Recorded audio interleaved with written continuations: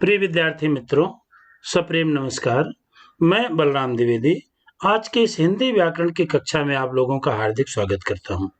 आज हम लोग हिंदी व्याकरण के अंतर्गत एक अति महत्वपूर्ण विषय का अध्ययन करेंगे जिसका शीर्षक है संधि। आइए हम लोग संधि के बारे में अध्ययन करते हैं। तो संधि के बारे में विस्तार पूर्वक अध्ययन करने के पहले दो चीजों का अध्ययन बहुत ही आवश्यक है कि संधि किसे कहते हैं और संधि विच्छेद क्या होता है, क्योंकि संधि के अंतर्गत ये दोनों शब्द बहुत ही प्रचलित शब्द हैं, संधि और संधि विच्छेद। तो आइए इस क्रम में हम लोग सबसे पहले देखते हैं संधि की परिभाषा। संधि किसे कहते हैं? संधि का अर्थ होता है मेल या मिलना।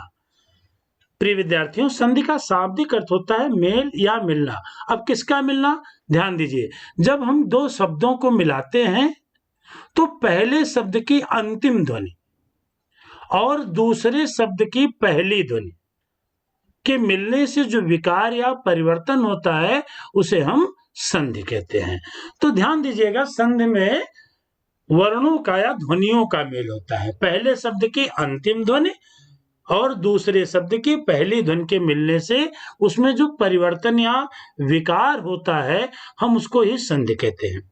इसी को दूसरे शब्दों में आप देख सकते हैं कि वर्णों या ध्वनियों के परस्पर मेल से जो उसमें विकार या परिवर्तन होता है हम उसको संधि कहते हैं। उदाहरण देखिए, विद्यालय एक शब्द है और विद्यालय शब्द दो शब्दों से मिलकर बना है, लेकिन पहले शब्द की अंतिम ध्वनि या है और या पर आ की मात्रा है, दीर्घ या, और आलय शब्द जो विद्यालय शब्द का दूसरा शब्द है, इस दूसरे शब्द की पहली ध्वनि आ है।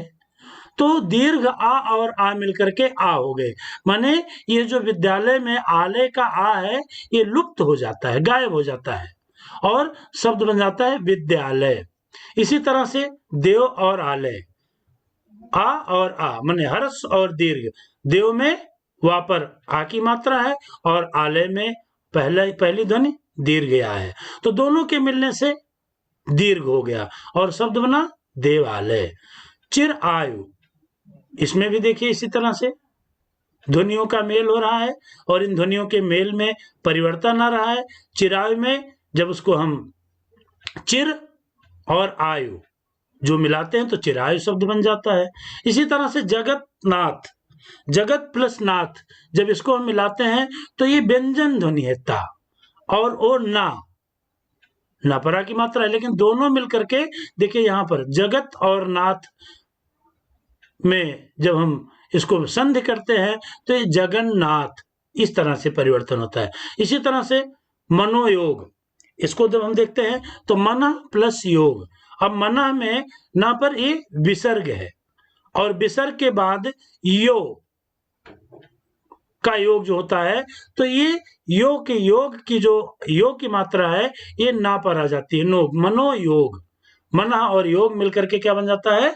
तो मनोयोग। तो हमने इन उदाहरणों के माध्यम से देखा कि जब हम दो ध्वनियों को आपस में मिलाते हैं तो उनके मिलने से जो परिवर्तन या विकार उत्पन्न होता है उसी प्रक्रिया को, उसी मेल को हिंदी व्याकरण के अंतर्गत संधि कहा जाता है।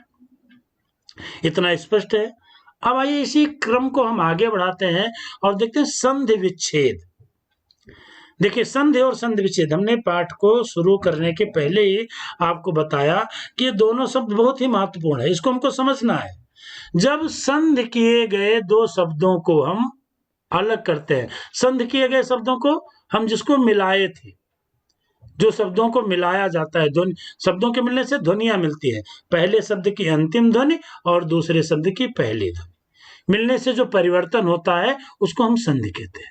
लेकिन जब इसी संधि किए गए दो शब्दों को हम अलग अलग करके लिखते हैं तो उसको क्या कहा जाता है? संधि विच्छेद।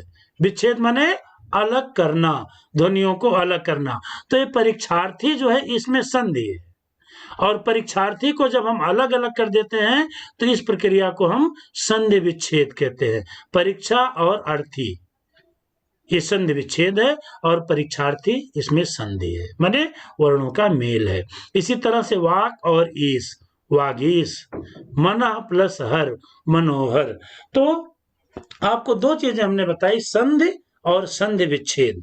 विच्छेद माने ध्वनियों को अलग करने की प्रक्रिया संधि विच्छेद कहलाता है, और उसी ध्वनियों को मिलने की प्रक्रिया को हम लोग संधि कहते हैं, जो भी हमने आपको 2 स्लाइड के माध्यम से बताया। अब देखिए संधि के प्रकार, तीसरा महत्वपूर्ण विषय संधि के अंतर्गत आता है, संधि कितने प्रकार के होते हैं।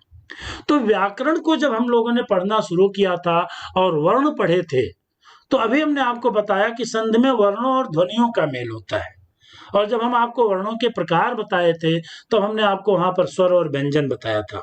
उसी को यहाँ थोड़ा सा हमको स्मरण करते हुए इस संधि को समझना है। तो संधि के मुख्य रूप से 3 प्रकार होते हैं, 3 प्रकार की संधि होती है, स्वर संधि, व्यंजन संधि और विसर्ग संधि। देखिए स्वर संधि, व्यंजन संधि और यह विसर्ग संधि, ये संधि के 3 प्रकार होते हैं। अब आइए क्रम से हम एक एक जो स्वर संधि है, व्यंजन संधि है, विसर्ग संधि है, हम इसकी परिभाषा को देखेंगे और इसके कुछ उदाहरण देखेंगे।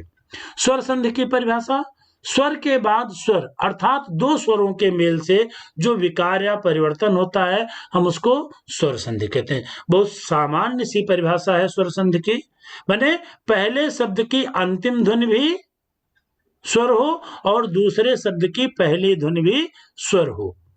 परिभाषा में बताया गया स्वर के बाद स्वर। स्वर की परिभाषा हम आपको वर्ण विचार के अंतर्गत बहुत विस्तार से पढ़ा चुके हैं। यहां पर बताया गया कि जब दोनों ध्वनियां स्वर हो, माने पहले शब्द की अंतिम ध्वनि भी और दूसरे शब्द की पहली ध्वनि भी। सूर्य प्लस अस्त, सूर्यास्त। अब इसमें आप देखिए यहां पर भी स्वर है और ये अस्त में भी। इसी तरह से महा प्लस आत्मा, महा पर हा पर आ की मात्रा, माने ये दीर्घ आ है और आत्मा में तो आ है ही, दोनों महात्मा बन गए। इसी तरह से हिम प्लस आलय, हिमालय, गण प्लस ईश, गणेश, देव प्लस ऋषि, देवर्षि। तो ये जो उदाहरण आप देख रहे हैं, इस प्रत्येक उदाहरण में स्वर और स्वर मिल रहे हैं। पहले शब्द की भी अंतिम ध्वनि भी स्वर है और दूसरे शब्द की पहली भी ध्वनि स्वर है। तो जब 2 स्वर आपस में मिलकर के उसमें विकार या परिवर्तन ला देते हैं तो उस प्रक्रिया को हम स्वर संधि कहते हैं। यह हमने आपको संक्षेप में पढ़ाया है। हम इसको विस्तार से जब स्वर संधि की परिभाषा को पुनः परिभाषित करते हुए उसके भेद को रेखांकित करेंगे तो हाँ, हम इसके विस्तार अध्ययन के बारे में आपको जानकारी देंगे। अब देखिए दूसरी संधि जो है वो है व्यंजन संधि। अब व्यंजन संधि क्या है, जब संधि करते समय व्यंजन के साथ स्वर या कोई व्यंजन के मिलने से जो उसमें रूप परिवर्तन होता है हम उसको व्यंजन संधि कहते हैं। यानी जब 2 वर्णों में संधि होती है तो उसमें पहला पद और व्यंजन हो, पहला पद व्यंजन हो। पहला पद माने उसके जो पहला शब्द होता है उस पहले शब्द की अंतिम ध्वनि व्यंजन हो, और दूसरा स्वर या व्यंजन कोई भी हो, दूसरा शब्द जो है उसकी पहली ध्वनि स्वर या व्यंजन हो तो उसे हम व्यंजन संधि कहते हैं। अंतर आप देखिए, स्वर संधि में दोनों ध्वनियां स्वर थी, पहली ध्वनि भी और दूसरी ध्वनि भी।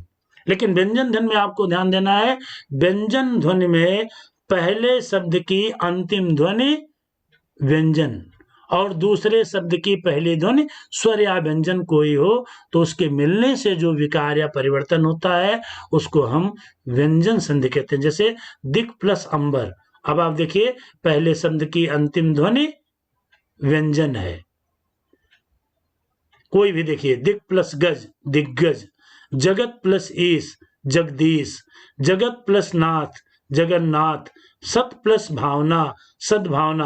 अब यहां देखिए ताका गा हो गया, काका गा हो गया, ताका यहां पर क्या हो गया, दा हो गया, और यहां ताका क्या हो गया, ना हो गया, यहां ताका क्या हो गया, दा हो गया। तो ये जो व्यंजन ध्वनियों के बाद जब कोई स्वर या व्यंजन आते हैं तो इसके परिवर्तन के नियम है, उस नियम को हम विस्तार पूर्वक स्वर संधि के अंतर्गत बहुत विस्तार से हम उसका अध्ययन करेंगे। यहां हम आपको केवल जो 3 प्रकार की प्रमुख संधि है, स्वर संधि, व्यंजन संधि और विसर्ग संधि, इसके बारे में बता रहे हैं। अब आप देखिए अगला जो संधि का तीसरा भेद है वो विसर्ग संधि है। विसर्ग संधि में बताया गया जब संधि करते समय विसर्ग के बाद माने पहले शब्द की अंतिम ध्वनि विसर्ग हो और दूसरे शब्द की ध्वनि जो है वो स्वर या व्यंजन हो, तो उनके मिलने से जो विकार या परिवर्तन उत्पन्न होता है हम उसको विसर्ग संधि कहते हैं। उदाहरण देखिए, मनः योग, मनः प्लस योग मनोयोग, मनः प्लस जा मनोज, ये देखिए परिवर्तन है। मनः प्लस रथ ये विसर्ग है और विसर्ग के साथ जब ये ध्वनि आती हैं तो मनः प्लस रथ का क्या हो गया, मनोरथ हो गया।